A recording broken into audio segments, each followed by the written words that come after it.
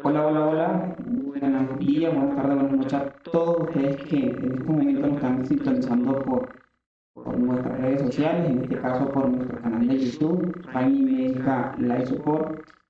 Bienvenidos a nuestra aula virtual, bienvenidos a nuestro centro de entrenamiento internacional en todo lo que es la parte de emergencia local. En esta oportunidad vamos a compartir un nuevo tema enfocado en lo que es el área de la salud, ¿sí? Y para este gran tema tenemos a nuestro instructor invitado, David Mamián, que hace parte de nuestro staff de instructores ya por muchos años y bueno, una persona con mucha experiencia en todo lo que es el tema de la instrucción, con una buena didáctica, que ya está a días de graduarse en su carrera en medicina y bueno, para nosotros es de mucho agrado y mucho placer contar con él, igualmente con su presencia, esperando que esta capacitación hoy pueda beneficiarlo a muchos de ustedes y recordar que pueden solicitar su certificación por nuestras redes sociales. Los invitamos a que nos sigan en nuestra fanpage a nivel de Training MLS y en nuestro Instagram también como Training MLS. David, bienvenido David, ¿cómo te encuentras hoy? Bien, Carlos, gracias por la bienvenida y bienvenidos a esta asesoría que es muy importante, sobre todo para las personas que estén dedicadas o tengan que asesorar a otras personas sobre su prueba de H como derecho y como deber. Y David, es una capacitación que está exigida aquí a nivel de Colombia en todo lo que es el personal proveedor de salud para la asistencia al personal. Entonces, David, te dejamos en la sala para que pueda desarrollar la actividad, esperando que hoy pueda transcurrir todo con normalidad. Adelante. Bueno, como dijo Carlos, hoy veremos asesoría y la prueba voluntaria de VIH, el cual, como pues reitero, digamos que es una capacidad que deben tener todos aquellos que deben estar en contacto con personas que tengan factores de riesgo o que de por sí voluntariamente quieren hacerse la prueba por X o Y motivo. Las claves para la asesoría que vamos a manejar, pues, que son tres. La primera son asesorías antes de la prueba, o sea, antes de verificar si el paciente es VIH positivo, asesoría post prueba independientemente del resultado que nos dé la prueba y las generalidades que debemos saber para poder instruir adecuadamente al paciente que se quiere hacer la prueba. Entonces, tenemos que la entrega del resultado no reactivo de una prueba de tamización puede ser ELISA, una prueba rápida, y también vamos a ver sobre la prueba del resultado positivo, una prueba ya confirmatoria como es el Western Blot o de carga viral. Antes de iniciar la asesoría es importante tener como asesores, tener en cuenta que tenemos que contar con algunos apartados. El primero es el consentimiento informado, los libros de registro y el formato de entrega de resultados. Por consentimiento informado entendemos como aquel documento en el que eh, damos al paciente un documento en el cual nos da el permiso firmado para poder realizar la prueba y pues para poder, digamos que, divulgar para él solamente de manera personal los resultados. Sin embargo, como ya lo veremos más adelante, no todo es totalmente privado porque digamos que su resultado positivo igualmente se va a saber en las bases de datos médicas en su historia clínica. También tenemos que contar con un modelo anatómico de un aparato reproductor masculino para poder hacer en una parte de la asesoría, digamos que la instrucción del adecuado uso del condón masculino y el condón femenino también. El acceso al servicio de psicología también es muy importante, tener en cuenta que este acceso a psicología tiene que ser integral y siempre tiene que estar disponible para estas personas y más aún si el paciente pues sale resultado positivo. Y por último tenemos que tener en cuenta que debemos tener a la mano información disponible sobre la red de servicios de salud. Entonces no solo estar asesorados sobre la teoría que nos compete para poder compartirla, sino que tenemos que tener información sobre las redes de servicios de salud a donde vamos a derivar a la persona cuando ya tengamos el resultado. Entonces, la asesoría pre-prueba. Entonces, lo primero que vamos a hacer es, pues, como se imaginarán saludar, presentarse como que somos los asesores o asesoras encargadas de ese paciente. Vamos a establecer la identidad del consultante con su nombre completo, su número de cédula y su EPS. Digamos que en tercer lugar hay que explicar los aspectos más importantes sobre la voluntariedad de la prueba y los límites de la confidencialidad. Es decir, el paciente una vez esté allá puede desistir, es decir, puede decir, no, ya no quiero hacerme la prueba, o puede hacerla, pero teniendo en cuenta de que su resultado va a estar dentro de los índices o dentro de las estadísticas del nivel nacional.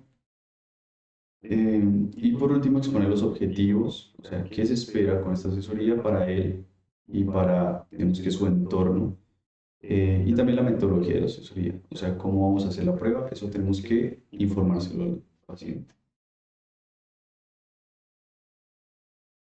Durante la asesoría, entonces, toca indagar sobre el contexto de vulnerabilidad. Entonces, cuando decimos indagar sobre el contexto de vulnerabilidad, hacemos referencia a aquellos factores de riesgo que el paciente pueda tener para contraer el virus del VIH. Entonces, hay que tener en cuenta los conocimientos básicos. Entonces, como lo podemos ver aquí, tenemos conocimientos básicos. Entonces, hay que preguntar a la persona si sabe que es una ITS. ITS es infección de transmisión sexual.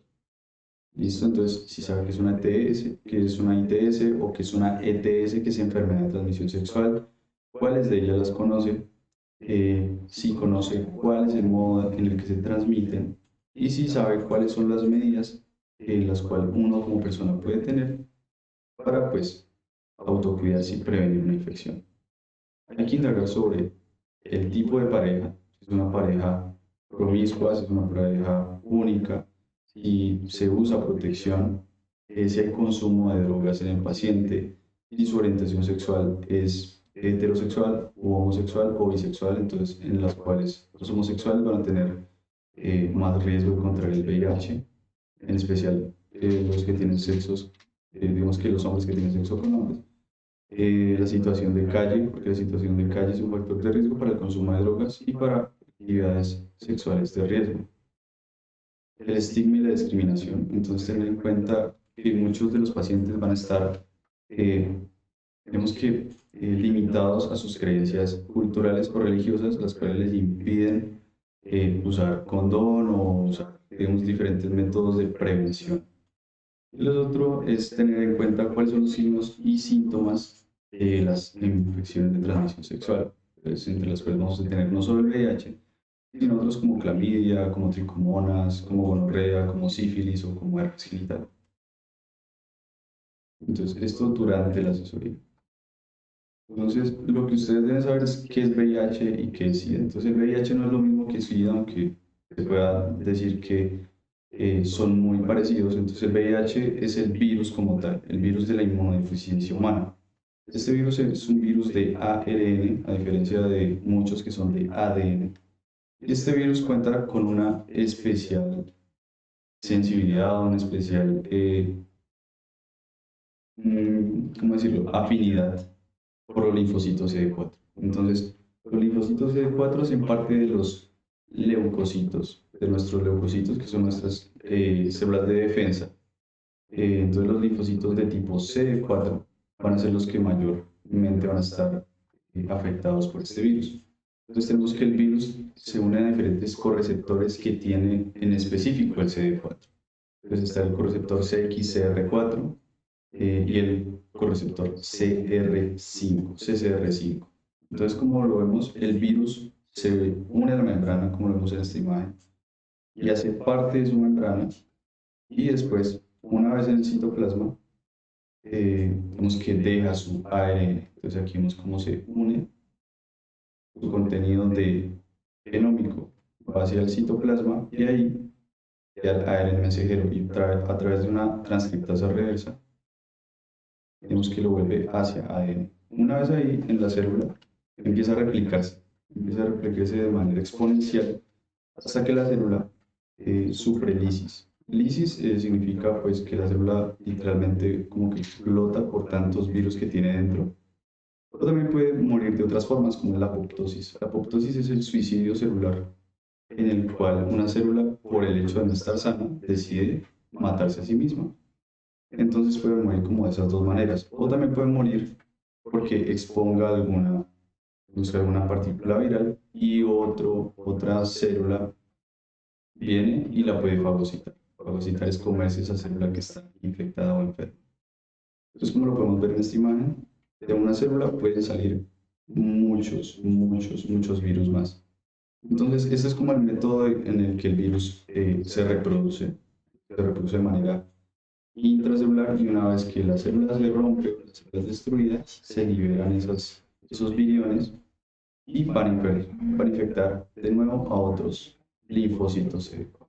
Entonces, vemos que es una enfermedad que, si dejamos que avance como avanza en su historia natural, o sea, sin tratamiento, pues al plazo de algunos años ya va a estar el paciente con una carga viral demasiado alta, porque pues su reproducción es exponencial. Recordemos, entra la célula, se multiplica la célula hasta que se muere y vuelve a reproducirse en otra.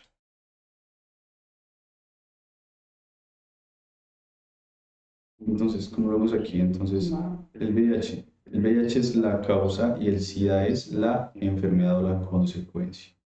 Entonces el virus infecta las células que defienden el cuerpo, en este caso los linfocitos CD4, y aparecen síntomas relacionados con la infección de manera reciente. Entonces, dice que las primeras 8 semanas pueden aparecer algunos signos y síntomas como si fuera una gripe totalmente normal, que de hecho se autolimita, es decir, una gripa que pasa sola. ¿Listo? Las células de defensa van muriendo, y aquí vemos, van muriendo, y el virus se va multiplicando. El SIDA, o el síndrome de inmunodeficiencia adquirida, solo aparece de 5 a 10 años después de haber contraído la infección. Entonces, es muy importante que un diagnóstico temprano sea tan importante para empezar un tratamiento antirretroviral, ya que, digamos, si hoy nos infectamos y no nos damos cuenta de que es un factor de riesgo y no nos hacemos la prueba, solo vamos a saber que tenemos SIDA dentro de 5 a 10 años, que es cuando ya aparecen los síntomas del SIDA, que claramente vemos que no es el virus el que nos da los signos y síntomas, sino que es eh, la reducción de las defensas lo que nos hace susceptibles a otras infecciones, y eso es lo que vamos a ver como pues, las características que vamos a ver o las enfermedades que vamos a ver en estos pacientes. Siguiendo con el tema, vamos a ver que la evolución de la infección por el VIH tiene 3 fases. ¿Listo? Hay una fase aguda, una fase intermedia y la fase SIDA. Vemos aquí que antes de la infección, como lo vemos aquí en la figura, están solo los CD4. ¿Listo? Vamos a suponer que estas células azules son los CD4. Entonces, en este tubo de ensayo recolectamos una muestra de sangre. Esta es sangre del paciente y está totalmente sano. Entonces, aquí vemos y solo hay CD4. Listo, no hay ningún virus. El momento de la infección es este con el punto rojo. Entonces, de semanas a meses después de la infección, vamos a ver que se replica exponencialmente el virus, y como lo podemos ver aquí, infección aguda por el VIH. Entonces, en el tubo de ensayo tenemos sangre del paciente, tenemos células CD4, pero ya está infectado. Entonces, vemos varias partículas virales en el tubo de ensayo. Sin embargo, hay un periodo en el que se llama periodo, digamos que crónico, o de latencia clínica, en la cual si el paciente no va a sentir nada, ¿listo? Entonces, una vez tenemos la prima infección, o sea, la infección de primera vez, vamos a sufrir un periodo en el que no vamos a ver síntomas o ningún signo hasta que tenemos SIDA. Pero sin embargo, sí se pueden encontrar partículas virales durante este tiempo, entonces van de meses a años. Entonces, en este tiempo es que tenemos que ver o tener un resultado positivo en las pruebas que le podemos realizar al paciente. Entonces vemos también células CD4, pero con partículas virales en menor cantidad que cuando hubo la infección aguda. ¿Listo? En la infección crónica hay muchas menos partículas virales hasta el momento en el que se va a dar el SIDA, que pues, como vimos es de 5 a 10 años. Entonces, en la etapa del SIDA, pues hay muchas más partículas virales que CD4. Entonces, normalmente el diagnóstico de SIDA se hace con, digamos, con una estratificación en nueve categorías. Pero para hacerlo más fácil, aquí vamos a decir que el SIDA va a ser la representación de alguna enfermedad oportunista, una enfermedad que no debería estar, cuando ya tenemos un sistema inmunológico bastante. Entonces, ¿cuáles son esas enfermedades que nos pueden dar si tenemos un sistema inmunológico demasiado afectado o demasiado deprimido? Entonces, podemos ver candidiasis, podemos ver cáncer de cuello uterino invasivo. Entonces, no solo podemos ver infecciones por organismos oportunistas, sino que nuestro cuerpo, digamos que constantemente está creando tumores o células cancerígenas.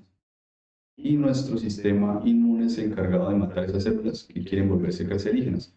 Si nuestro sistema inmune está deprimido, entonces vamos a ser más susceptibles a sufrir cáncer o tumores invasivos. Por otra parte, también vamos a ver coccidioidomicosis, criptococcus, criptosporidiasis, citomegalovirus, encefalopatías relacionadas con el VIH. Tenemos también enfermedades relacionadas con el virus del herpes simple y la histoplasmosis. Entonces, esos son algunos ejemplos de las enfermedades que puede sufrir una persona. Entonces, no son solo estas enfermedades, sino que pueden sufrir muchas más. ¿Por qué? Porque su sistema inmune está deprimido. Entonces, van a ser mucho más susceptibles a tener unas infecciones mucho peor que alguien que tenga un sistema inmunológico totalmente competente.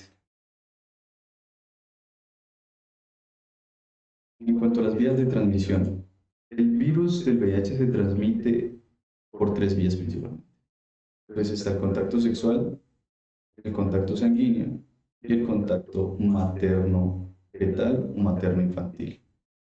Entonces, primero que todo, tenemos que ver el contacto sexual. Hay mucho más riesgo en hombres, como lo dije, homosexuales, porque tenemos que las mucosas por las cuales se realiza la penetración en los hombres, digamos que de manera rectal, entonces sufren más laceraciones. Entonces es algo que la gente ignora y es que cuando tenemos relaciones sexuales, tanto al hombre como a la mujer o tanto al hombre como al otro hombre, se nos hacen algunas lesiones muy pequeñas, o sea, tan pequeñas que no las podemos ver, pero no tan pequeñas como para que el virus no entre.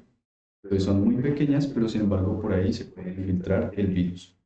¿Listo? Entonces son lesiones que se dan durante el contacto sexual, el roce sexual, y por las cuales puede infiltrar el virus. Hay mayor riesgo en el hombre que, digamos, que tiene la facultad de insertivo que en el intrusivo. Entonces, el insertivo va a ser el hombre, también comúnmente llamado pasivo, y el intrusivo va a ser el activo. Entonces, el insertivo es aquel que recibe y el intrusivo pues queda, ¿cierto? Entonces, en mujeres también se puede ver más riesgo, pero de una manera un poco menor. Entonces, de vía vaginal hay menos riesgo que por vía anal. La siguiente vía es la vía sanguínea. La vía sanguínea puede darse por compartir agujas o jeringas. Entonces, normalmente se ven altamente relacionadas con aquellas personas consumidores de drogas parenterales. Entonces, las personas que tienen adicciones a drogas como la heroína, en la cual necesitan inyectarse la heroína, pues van a ser mucho más susceptibles a contagiarse con el virus, ya que normalmente pues no van a tener los cuidados sépticos ni antisépticos como para estar cambiando de jeringa y de aguja. No solo son las agujas lo que transmite el virus, y no solo aquí se puede quedar el virus, perdón, sino que también puede venir y quedarse en el recipiente que guarda el volumen. Entonces, por eso es que vemos que hay una mayor contaminación viral en estos objetos. También se ven, vemos que algunos factores de riesgo, pero son un poco menores en aquellas personas que tienen tatuajes o que van a sitios en los que se hacen tatuajes, pero que no tienen cuidados lo suficientemente estériles con sus agujas. Y también por el compartir cuchillas que estén infectadas con partículas virales, pero pues como lo digo, es poco probable, pero siempre hay que tenerlo en cuenta. La transmisión materno-fetal o transmisión vertical se puede dar durante la gestación. Entonces, la mamá le comparte sus nutrientes y le comparte la sangre al bebé mediante la placenta y el cordón umbilical. Entonces, los virus son las formas de vida más pequeñas conocidas. ¿Listo? Entonces, ni siquiera se sabe si es una forma de vida, al fin y al cabo. Entonces, por ser tan pequeños, traspasan muy fácil las membranas que tienen como objeto tener una barrera entre la mamá y el feto. Sin embargo, pues, estas influyen en el feto y contaminan al feto.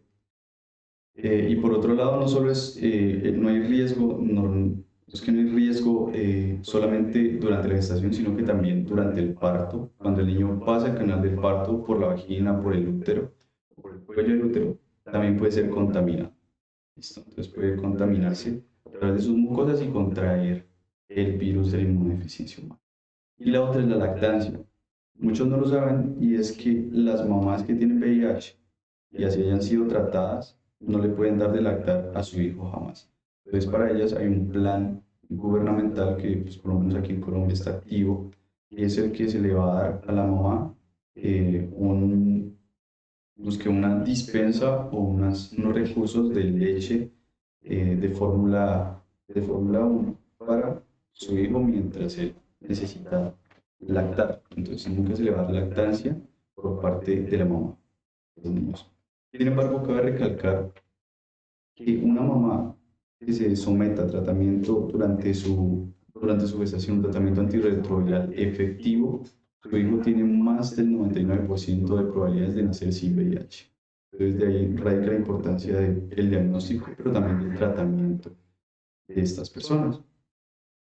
Entonces, recordemos, transmisión vertical no solo durante la gestación, sino durante el parto, el trabajo de parto, y también durante la lactancia.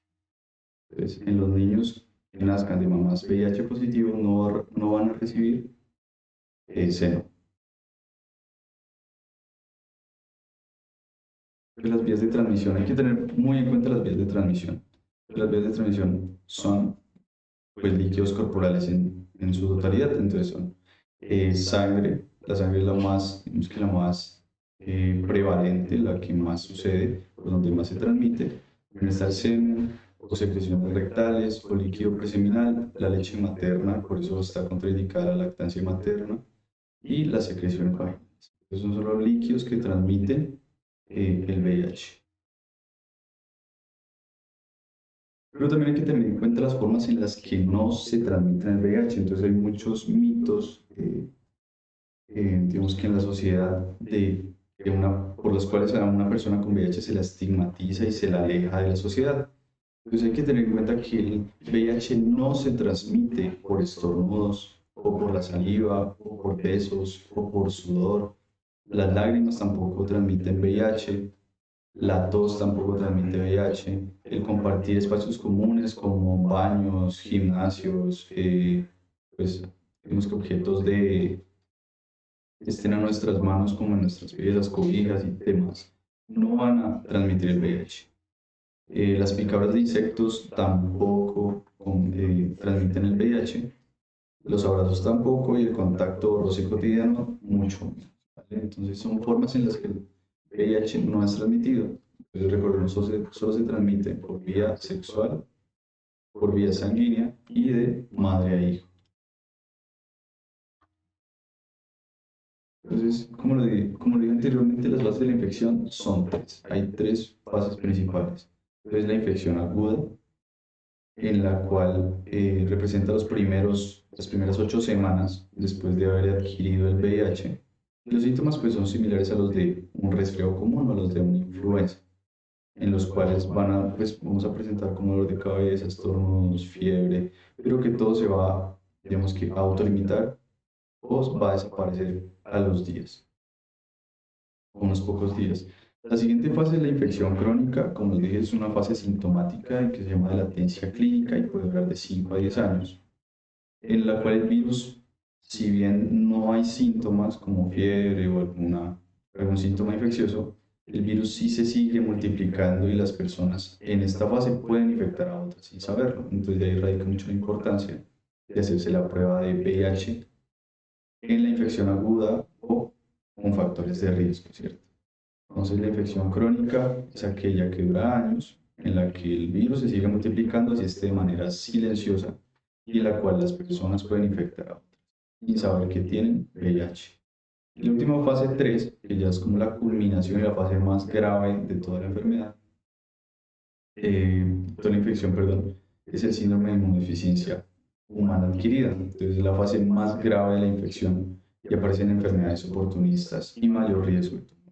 ¿Listo? Entonces, ese síndrome en el cual tenemos las defensas tan, pero tan bajas, que pues nuestro cuerpo y nuestros sistemas quedan muy susceptibles, muy sensibles, muy débiles ante factores externos. ¿Listo? Tan externos me refiero a diversos microorganismos que pueden infectarnos y producir infecciones graves, enfermedades graves, pero también es un factor de riesgo interno en el cual hay una mayor susceptibilidad, una mayor, digamos que un mayor riesgo de padecer tumores o neoplasias o cánceres, ya que pues se pierde, digamos que ese factor de protección intrínseco en el cual nuestro sistema inmune mata o se come o digamos que incita a que la célula, a que la célula se muera y representa un peligro para su cuerpo.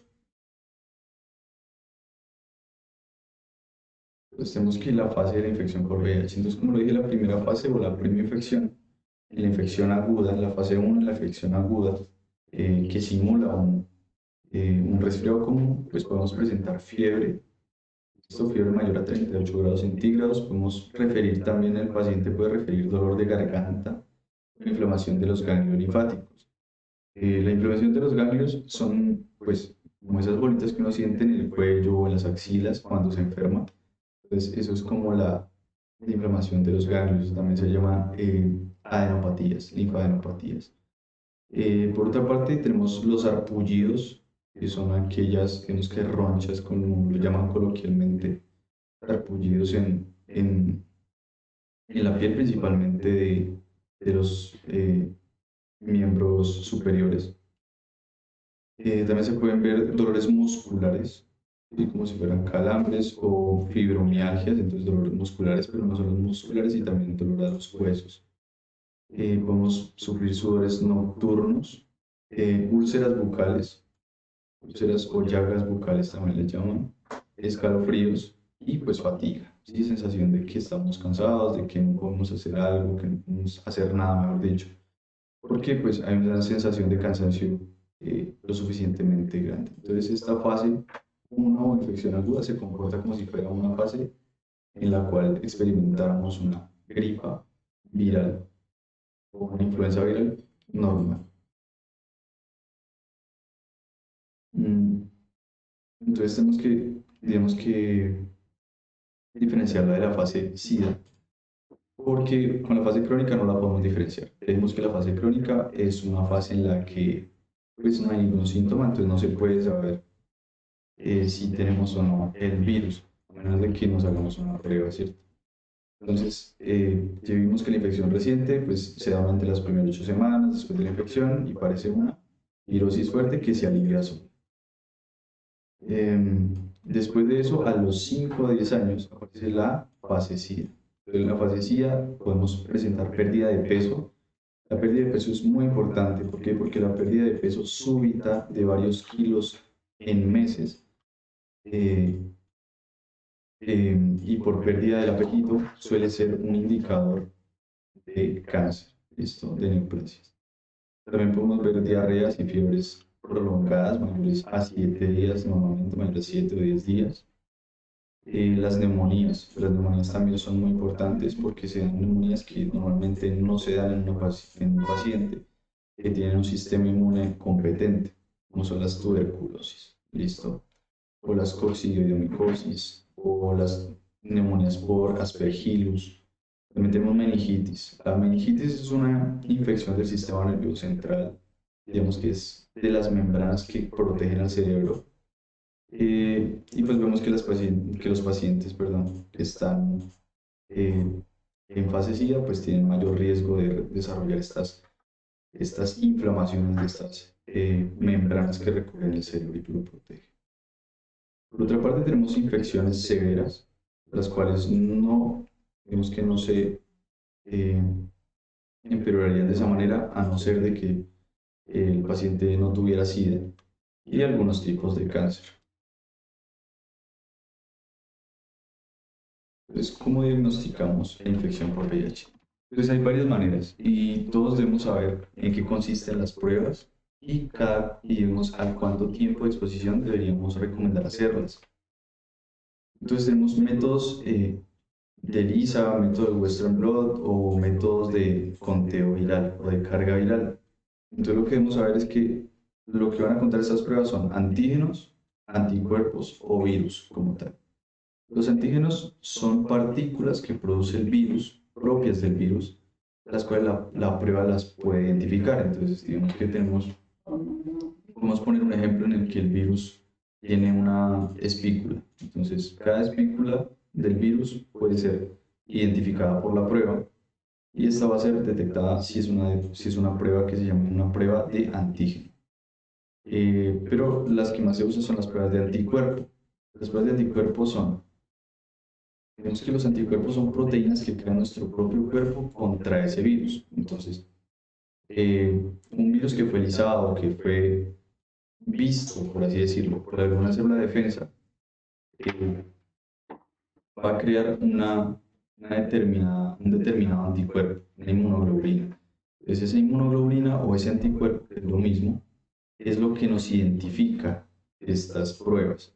Entonces, si tú tienes el virus, ¿listo? Si tú tienes el virus, lo que vas a hacer es crear anticuerpos contra él, anticuerpos específicos. Y eso es lo que buscan estas pruebas, encontrar a esos anticuerpos que van contra el virus. No detectan el virus como tal, porque sería una prueba de antígeno, sino una prueba que detecte las defensas que van contra el virus.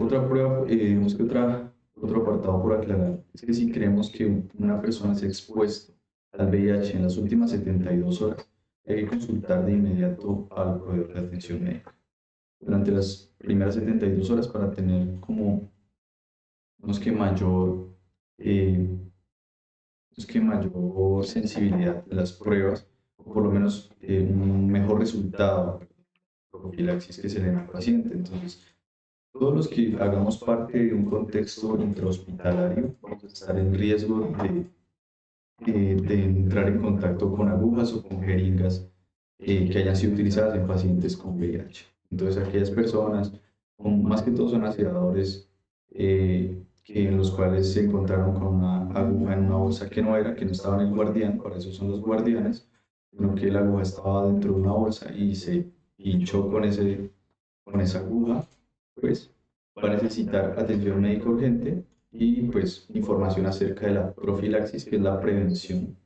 Profilaxis es lo mismo que prevención después de la exposición, lo que llamamos PEP o PEP. Entonces, ese paciente va a estar recibiendo también terapias antirretrovirales, pues para eh, disminuir la carga viral y prevenir la infección. Entonces, como le dije, los tipos de pruebas, pues los tipos de pruebas van a ser por antígenos, por anticuerpos o por pruebas de ácidos nucleicos o pruebas de amplificación de ácidos nucleicos.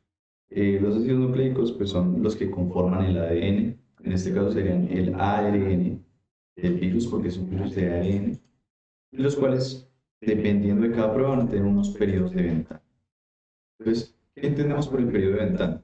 El periodo de ventana es como ese lapso de tiempo en el cual el paciente, desde que obtuvo la enfermedad, va a salir positivo en una prueba. Es decir, un paciente que se va a hacer la prueba de ácidos nucleicos se infecta hoy, su prueba positiva va a salir positiva entre los 10 a 33 días después. ¿Listo?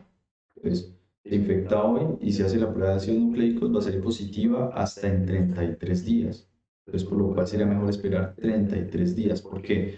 Porque si lo hacemos entre los 9 a 32 días, podría salir negativa y sería un falso negativo, porque en verdad sí tendría el virus, pero que no, la prueba no lo alcanza a ver durante ese periodo de tiempo. Seguramente está en ese periodo de multiplicación y pues no es, tenemos que no hay las partículas suficientes para poder dar una prueba positiva. Entonces, por otro lado, tenemos las pruebas de laboratorio de antígenos y anticuerpos, en los cuales tiene una ventana aún más alta, que va desde los 18 hasta los 45 días. Entonces, una persona que se infecte hoy va a dar positivo entre los 18 días, después de 18 días, hasta después de 45 días. La prueba rápida de antígenos o anticuerpos, que son las que se pueden hacer, digamos que está en casa, van de 18 días a 90 días necesarios para que dé positiva la prueba. Y las pruebas de anticuerpos, nada más anticuerpos, que también pueden conseguirse o adquirirse en las farmacias, van de 23 a 90 días. ¿Listo? Por lo menos vemos que las pruebas de ácido nucleico normalmente, las pruebas de ácidos nucleicos, junto con las de anticuerpos y antígenos de laboratorio, solo se van a hacer digamos que en entidades o en situaciones y en sitios que estén especializados en tomar estas pruebas. La prueba rápida de antígenos y anticuerpos, por su parte, va a ser, posible realizarla en un medio extrahospitalario o en casa incluso. Y las pruebas de anticuerpos normalmente ya se hacen pues, en puestos de salud de nivel 1 o se pueden adquirir pruebas para hacerse la autoprueba, o sea, uno mismo se hace la prueba y comprar estas pruebas en la farmacia. Normalmente, pues aquí en Colombia, viene desde agosto, viene ni siquiera están a la venta todavía, pero pues digamos que ya se han ido como teniendo proyectos para que la gente pueda comprar su prueba y hacerse en la casa.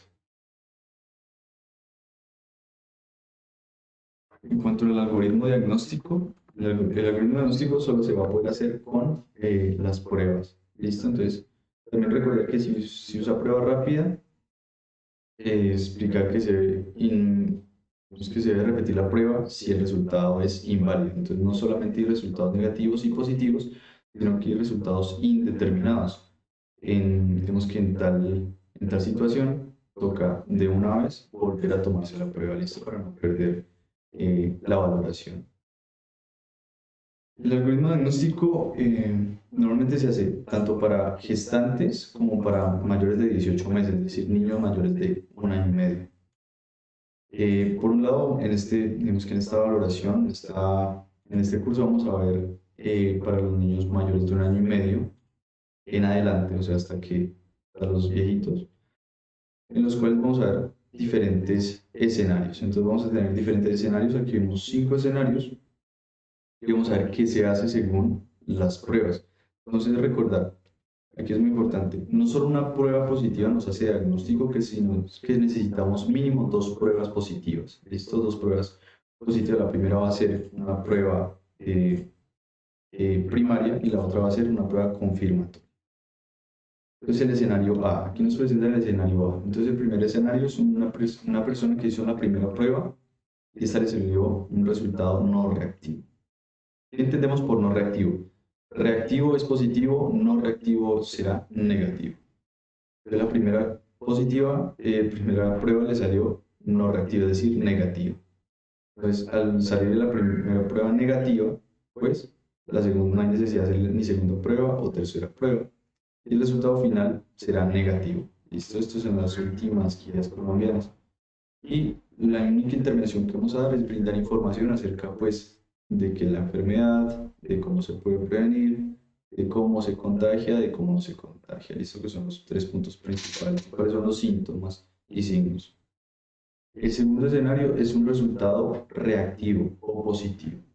Listo, un resultado positivo o reactivo va a necesitar o precisar una segunda prueba para poder hacer la confirmación del resultado. Entonces, vemos que el segundo escenario hay un resultado en la primera prueba reactivo, pero en la segunda prueba también es reactivo, entonces lo cual no hay necesidad de hacer una tercera prueba y el resultado final será positivo. Esto se va a dedicar por lo menos a hacer un 2 de 3, un 2 de 3 en cada escenario para confirmar la infección. En caso de ser positivo, vamos a brindar la información, vamos a remitir a una atención especializada en infectología con VIH y notificar al Civigila. El Civigila es el sistema de vigilancia en salud de aquí de Colombia. El tercer escenario es un resultado reactivo, es decir, positivo en la primera prueba. En la segunda prueba nos va a salir un resultado negativo, es decir, tenemos una primera prueba que nos dio reactiva, la segunda nos dio no reactiva, entonces vamos a necesitar una tercera prueba. En este escenario sí no vamos a necesitar una prueba tercera para hacer el desempate entre el primer resultado con el segundo resultado. Si la tercera prueba nos da positiva, pues tendremos 2 de 3. La primera y la tercera positivas y la segunda va a ser no reactiva. Entonces ese sería un resultado positivo y lo mismo vamos a hacer en intervención de arriba. Vamos a brindar información, remitir a una atención pues integral y especializada de VIH y notificamos al CIVIGILA. Esta notificación del CIVIGILA es lo que conforma, digamos que los límites de la privacidad de la prueba. ¿Por qué? Porque al CIVIGILA es el sistema en el cual se ingresan a todos los pacientes que, que tienen alguna enfermedad o han sufrido algún percance a nivel de salud y pues siempre van a ser notificados. En el cuarto escenario, o en el escenario número 4 o en el D, vamos a tener un resultado reactivo, es decir, positivo en la primera prueba. Vamos a tener un resultado negativo o no reactivo en la segunda prueba. Entonces vamos a tener primer resultado positivo, segundo negativo. Entonces vamos a necesitar una prueba de desempate. En este escenario vamos a ver que vemos aquí que está indeterminado o no es concluyente. Entonces recordemos que cuando es indeterminado o no concluyente, vamos a solicitar una nueva prueba, un nuevo test. Entonces el resultado final para el VIH va a ser indeterminado. Entonces vamos a repetir el algoritmo en un mes y remitir a infectología o a un médico experto. Sin embargo, en el último escenario, en el escenario E, vemos un resultado positivo en la primera prueba, un resultado negativo en la segunda prueba y vamos a confirmarlo con una tercera prueba. Entonces, en este caso se desconfirma la infección por VIH porque tenemos un resultado reactivo en la primera prueba, no reactivo en la segunda prueba, pero en el desempate tenemos una prueba también negativa. Entonces, eso nos da como resultado final para VIH negativo. Entonces, 2 de 3 son negativos, en los cuales solo vamos a brindar información al paciente de lo que implica pues, el VIH, el SIDA, y lo que hemos venido viendo en este curso. Hay varias preguntas que siempre hacen los pacientes y es ¿quién debería realizarse la prueba del VIH?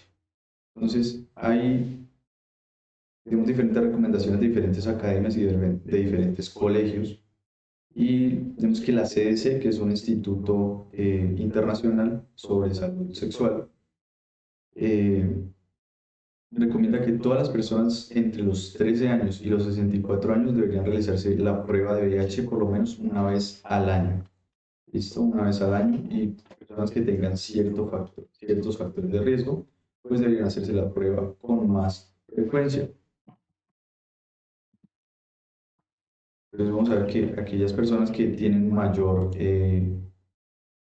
riesgo de contraer el VIH, pues son las que deberían realizarse el test del VIH, ¿cierto? Entonces son los hombres que tienen o han tenido relaciones sexuales con otros hombres. Si una persona ha tenido relaciones sexuales con una pareja que tiene VIH, también debería realizarse la prueba. Aquella que ha tenido más de una pareja sexual desde que se hizo la última prueba de VIH. Esto es decir, que deberíamos hacernos una prueba de VIH cada vez que cambiamos de pareja sexual. Aquella persona que ha compartido agujas, jeringas, otros implementos para pues, inyectarse drogas junto con otra persona. Aquella persona que ha intercambiado relaciones sexuales por drogas o dinero, de ahí la importancia de ver si la persona tiene problemas pues, de drogadicción o alcoholismo. Alguna persona que tenga diagnosticado o esté en tratamiento con la enfermedad, con otra enfermedad, perdón, de transmisión sexual. Entonces, si una persona sale positiva para, por ejemplo, sífilis, entonces esa persona deberá hacerse también obligatoriamente, bueno, obligatoriamente no, pero debería tener en cuenta que es necesario que se realice el test de VIH, porque habría más riesgo de tener dos enfermedades en uno. Aquella persona que tiene hepatitis o tuberculosis o ha recibido algún tratamiento para estas enfermedades. ¿Por qué? Porque el VIH es un factor, digamos que de riesgo para las complicaciones de diversas enfermedades. Digamos que en este El apartado que vemos aquí, tenemos a la hepatitis y la tuberculosis. La tuberculosis, si bien es una enfermedad grave de nivel respiratorio, no se presentan normalmente en personas que son competentes o que tienen su sistema inmunológico totalmente bien.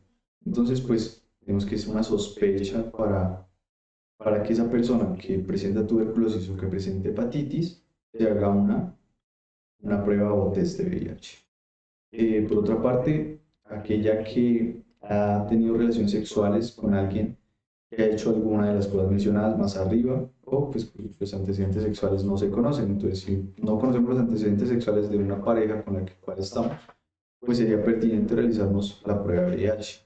O si nuestra pareja tiene diagnosticado hepatitis, tuberculosis, ha tenido problemas de drogadicción, o ha tenido problemas de ITS previas, pues sería pertinente realizarse esta prueba de VIH. Mm,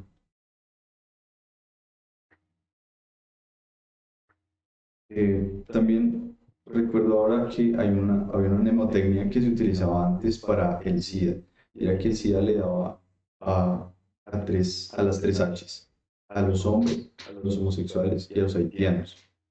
Entonces de ahí nace la importancia de que los hombres homosexuales y pues tienen como más riesgo de contraer la infección. De hecho, pues antes se utilizaba esa mnemotecnia. Entonces, ¿cuál es el tratamiento? El tratamiento va a ser un tratamiento dirigido contra la multiplicación viral, la replicación viral.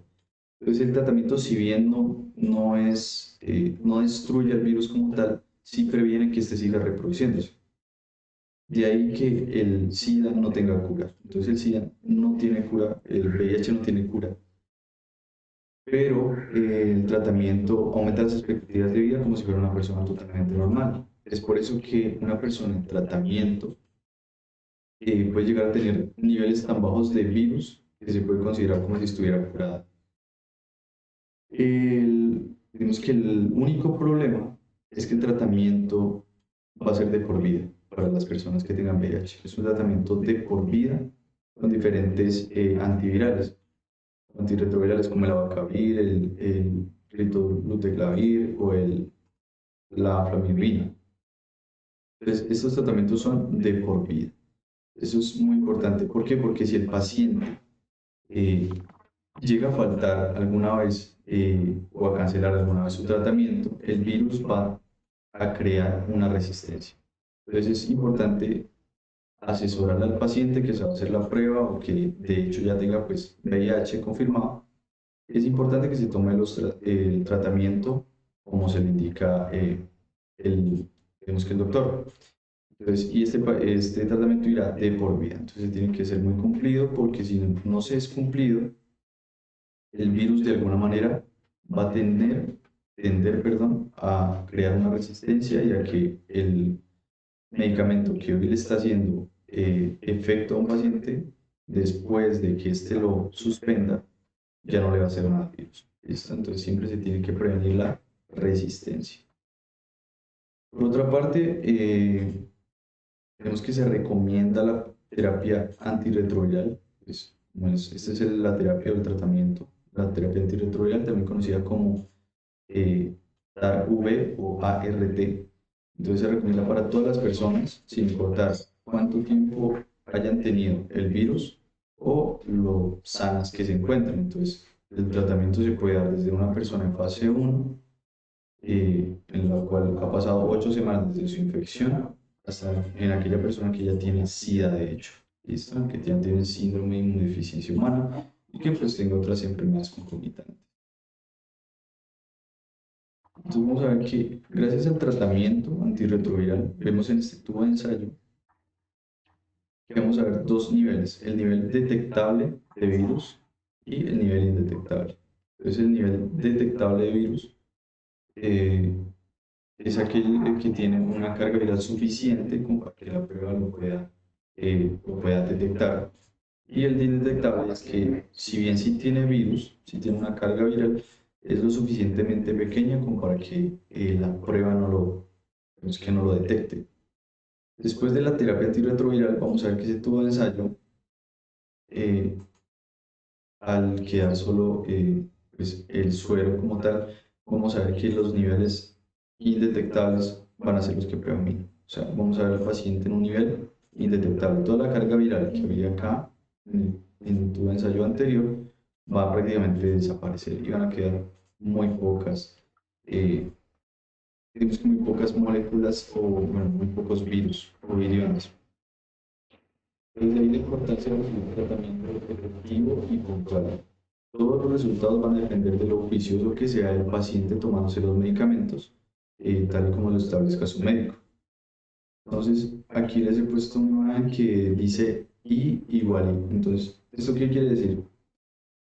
Después del nacimiento de los tratamientos antirretrovirales, he visto que aquellas personas que se someten al tratamiento van a ser indetectables. Esto van a tener cargas tan pequeñas que van a ser indetectables. Entonces, una persona que se tome el tratamiento como debe ser, va a pasar de ser detectable VIH positivo a ser VIH negativo, por lo menos si está tomándose los tratamientos, los antirretrovirales como debe ser. Entonces, una persona indetectable va a ser igual a intransmisible.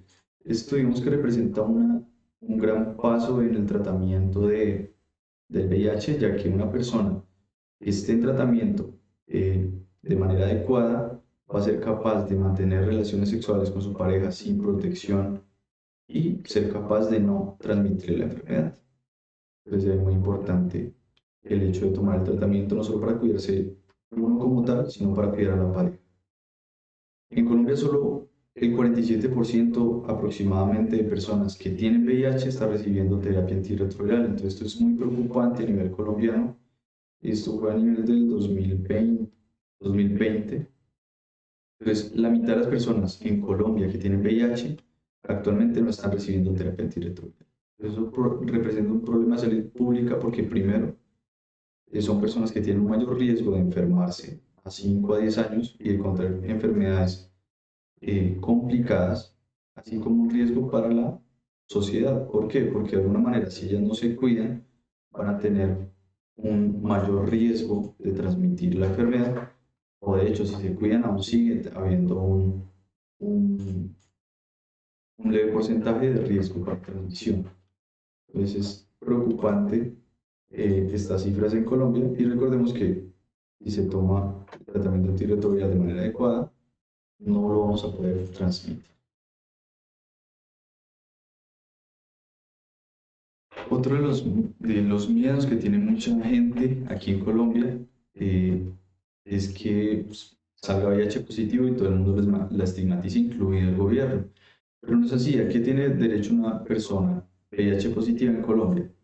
Normalmente, pues, en pocas palabras, va a tener una atención o un derecho a una atención integral en salud. ¿Listo?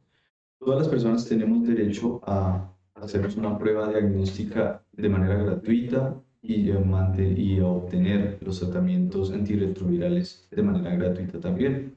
Entonces vemos aquí en el apartado de la izquierda diferentes derechos que tenemos como personas y a los cuales una persona VIH positivo también tiene aquí en Colombia. Entonces, una persona tiene derecho al diagnóstico con una prueba presuntiva, que es la primera prueba, y la segunda prueba, que será la confirmatoria. También tiene derecho a un diagnóstico precoz con carga viral eh, para aquellos hijos o hijas de las madres que han sido infectadas por el VIH. ¿Listo? Entonces, también es un derecho de los neonatos, de esos infantes, tener acceso a una prueba diagnóstica, la cual, pues, tenemos que nos haga un diagnóstico muy rápido, precoz, de si son VIH positivos o no. También tienen derecho al tratamiento de infecciones oportunistas. Como le dijimos, las infecciones oportunistas son aquellas que se dan en esas personas que tienen una inmunodepresión, ¿sí? Unas defensas afectadas por este VIH. Entonces también tienen derecho al tratamiento de estas infecciones y a la hospitalización de ser necesaria. También tienen derecho al tratamiento antirretroviral, como lo dije, a la medición de la carga viral y del estado del sistema inmunológico. Se hace pues, por medio del conteo de los linfocitos T y pues análisis también de las resistencias virales que puedan adquirir estas personas o pueden que hayan adquirido un VIH resistente a algún medicamento. Entonces también tienen el derecho a tener una unas pruebas de genotipificación en las cuales se descarta una resistencia a determinado medicamento. También tienen derecho a tener un seguimiento integral con análisis clínicos básicos de rutina. Entonces, aquellos análisis clínicos que pues, se le hacen a la gente normal que tiene algún factor de riesgo. También tienen derecho a ser, digamos que, suministrados de condones de látex masculinos. Los femeninos no están tan ampliamente, digamos que, difundidos aquí en Colombia. Y pues recordemos que los condones de látex masculinos son un poco más efectivos que los femeninos, entonces pues, aumenta más la importancia de esto. Lo siguiente es que las personas también tienen derecho a suministro de fórmulas de leche maternizada para los hijos pues, de las madres infectadas por el VIH durante el primer año de vida. Lo que les decía, los niños hijos de mamás VIH positivas, si bien pueden nacer VIH negativos porque su mamá se haya tomado el tratamiento antirretroviral adecuadamente, pueden volver a ser, digamos, tienen el riesgo de ser infectados a través de la leche materna, entonces por lo cual se les prohíbe la lactancia materna a estos niños y tendrán que tomar leche de fórmula durante los primeros 12 meses, durante el primer año de vida.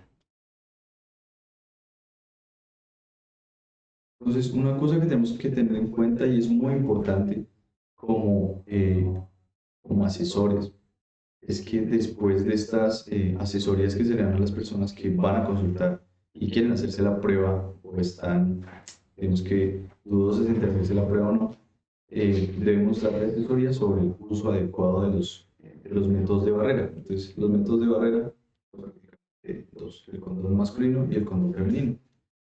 Entonces, como vemos aquí, hay diferentes puntos que hay que tener en cuenta. Entonces, los primeros son confirmar la fecha de vencimiento y la integridad del condón. Y no solo el condón, porque pues como tal, el condón cuando ya esté abierto es difícil de ver si tiene alguna laceración o alguna abertura. Entonces vamos a ver la integridad del empaque.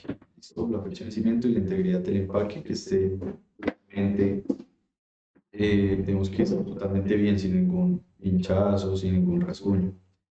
Un punto muy importante es que no hay que usar objetos o cosas cortopunzantes para poder abrir el condón. Entonces no se debe utilizar tijeras, no se debe abrir el condón con los dientes o con cuchillas para abrir estos métodos de barrera. Cuando ya se vaya a hacer, digamos que cuando ya se vaya a usar el condón y se vaya a poner, hay que oprimir la punta para quitar el aire que haya en la punta. Entonces aquí podemos ver, entonces primero abrimos el condón, como tercer paso vamos a poner el condón con la punta liberada de aire y tenemos que bajar el resorte hasta la base del pene. Normalmente después del uso se debe botar en los basureros y no en los inodoros. Eso también es muy importante. En cuanto al condón femenino, pues el condón femenino es similar al condón masculino, solo que tiene digamos que en cada uno de sus extremos un anillo. Entonces hay un anillo con abertura en la parte que va hacia afuera, en la parte externa hay una abertura y en la parte interna, lo que va a ir hacia adentro es un condón pues, que va a estar totalmente impermeabilizado. Entonces vamos a ver que aquí la mujer tiene que abrir el condón y en la parte en la del que tiene el anillo, en la cual está cerrada, se va a introducir en la vagina, de la manera en la que ella pues, se sienta más cómoda y se tiene que, digamos que, guiar al varón a que penetre pues por la parte eh, dentro del condón, porque a veces puede irse lateralizado, entonces no va a estar haciendo nada. Y una vez también se bota en el basurero, pero no en el inodoro.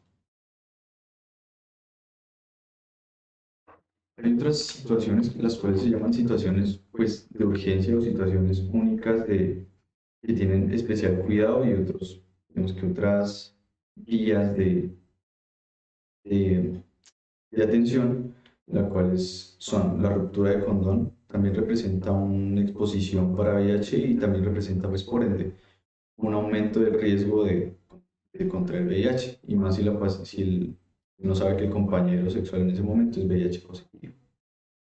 Entonces, en esta situación de ruptura de condón o en el accidente cortopunzante por agujas o jeringas contaminadas, o también en aquellas personas que han sido víctimas de abuso sexual, en las cuales no se sabe si si el abusador o el perpetuador ha tenido VIH o es VIH negativo o VIH indeterminado. Entonces, en estas situaciones de urgencia, el paciente debe consultar antes de las 72 horas para ser atendido y tiene derecho a primero consultar en el servicio de urgencias, listo para ser valorado integralmente por un médico general y también para recibir un tratamiento profiláctico o preventivo. Esto profilaxis es igual a prevención. Entonces va a tener que tomar medicamentos antirretrovirales y medicamentos que normalmente se usan para los pacientes con VIH durante un mes, como si tuviera la infección, pero pues no sabemos si tiene la infección, es solo para prevenirla. Entonces ya viene el momento de decidir. El momento de decidir el paciente, porque pues todo lo que vimos hasta ese momento es como lo que tenemos que enseñarle al paciente, ¿sí? Lo que tenemos que tener claro para poder instruir al paciente y que el paciente salga de su burbuja de ignorancia según la tenga. Lo primero es explicar el carácter voluntario de la prueba, ¿sí? La prueba en cualquier situación, si el paciente no quiere hacerse, aún llegando a este punto y no sabiendo todo lo que ya le hemos dicho, pues está en su derecho de desistir de la prueba, decir no quiero hacérmela y nadie lo puede obligar. Lo segundo es señalar la importancia y la necesidad legal de diligenciar el formato de consentimiento informado. Entonces, no podemos y no vamos por ninguna circunstancia a realizar una prueba de IH sin antes haber obtenido el consentimiento informado. ¿Listo? Esto nos va a proteger de demandas legales. El siguiente es leer el consentimiento informado, ¿sí? No solo imprimirlo, hacerlo firmado, sino que leer el consentimiento informado. Digamos que instruirlo acerca de lo que tiene el consentimiento informado, de los puntos que se pueden leer y que se pueden entender, y pues obtener la firma del paciente si es que él desea hacerse la prueba. Si la persona no acepta hacerse la prueba, hay que pedirle que lo exprese como un disentimiento.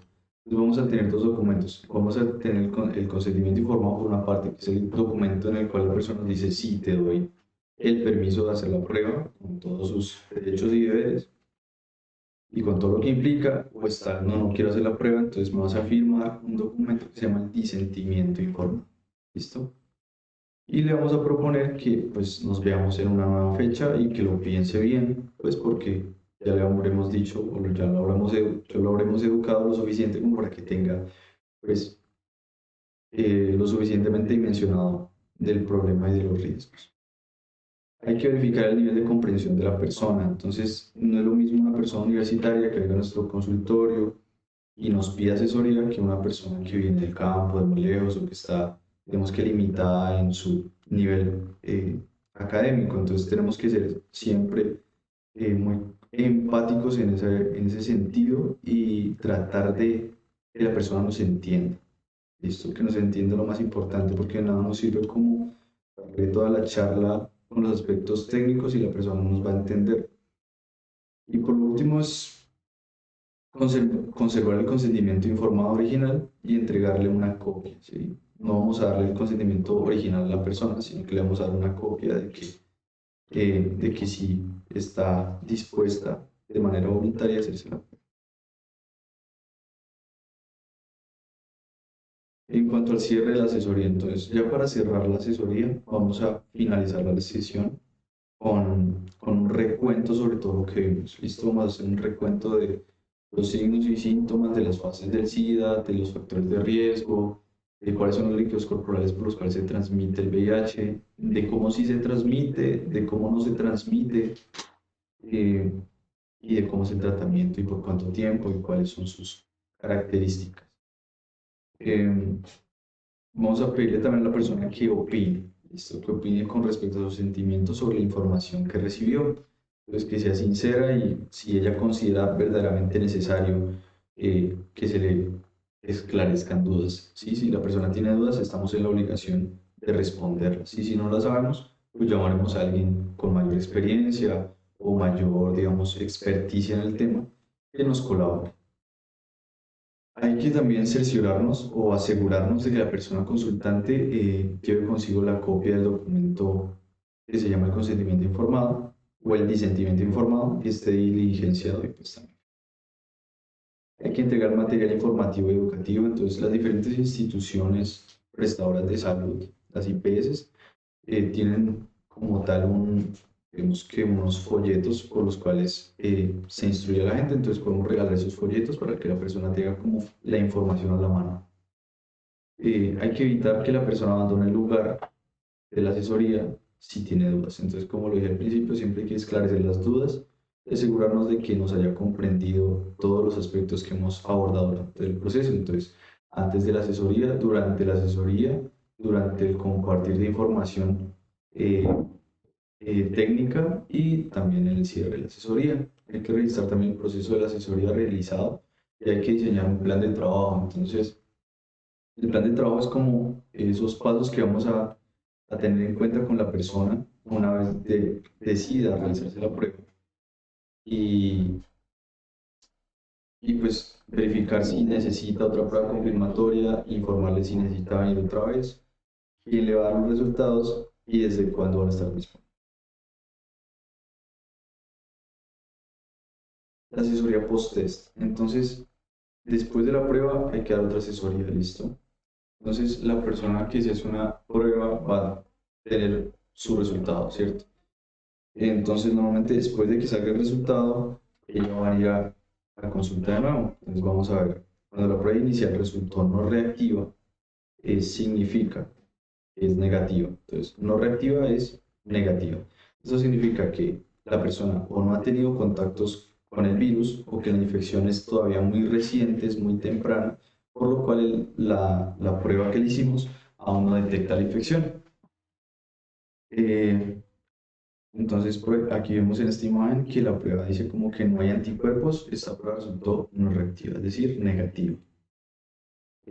Lo que le va a decir el asesor es que para tener claridad habrá que hacerse otra prueba en unos siguientes 3 meses. En los siguientes 3 meses. Y mientras tanto, se deberá proteger. Proteger con métodos de barrera como es el condón masculino y el condón femenino. En la asesoría postes, el paciente llega con una prueba que sí resultó reactiva, es decir, positiva, es porque en la prueba sí se encontraron anticuerpos y pues habrá que confirmarlo con una segunda prueba. Entonces vamos a confirmar con una segunda prueba que va a ser diferente a la primera, no puede ser igual a la primera. Y mientras obtenemos los resultados de la siguiente prueba, pues hablamos de digamos que aconsejar al paciente que se proteja con métodos de barrera igual.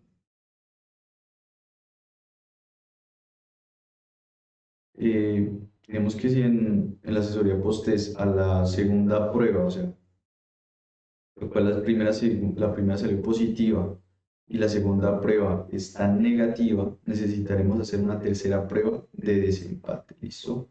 Entonces haremos una prueba inmediatamente y vamos a esperar los resultados y mientras esperamos los resultados vamos a recomendarle la protección con condón masculino o femenino. Entonces aquí tenemos una prueba positiva y una segunda prueba negativa. Entonces la desempate será la que nos dé el resultado final. Cuando la segunda prueba es positiva y la primera también fue positiva, pues queda confirmado el diagnóstico de VIH y el paciente tendrá que someterse pues a la atención y los tratamientos que requiere si así lo desea. Entonces, tampoco es obligatorio que acceda al tratamiento, pues, pero es la idea, ¿cierto?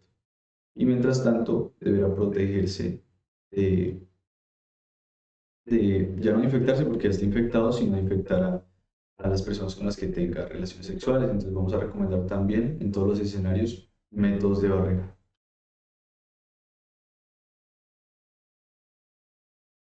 En la asesoría post-test, cuando la tercera prueba da negativa, es decir, la primera resultó positiva, la segunda negativa y la tercera negativa, pues hicimos una tercera prueba de desempate, la cual pues descartó la infección por el VIH. Entonces aquí le decimos al paciente que pues definitivamente no tiene la infección de VIH a pesar de que la primera prueba sí le salió positiva, pero las otras dos lo desmintieron, ¿listo? Entonces una infección por el VIH se le da asesoría, le brinda información y se recomienda siempre protegerse con métodos de barrera. La asesoría post-test como tercera prueba positiva, la cual la primera salió positiva, la segunda salió negativa y la tercera también positiva de desempate, también vamos a hacer como si fueran dos positivas. Entonces da lo mismo que si fueran dos positivas. Entonces le decimos al paciente que se ha confirmado la infección por VIH y que debe iniciar la atención y los tratamientos que se requieren con antirretrovirales.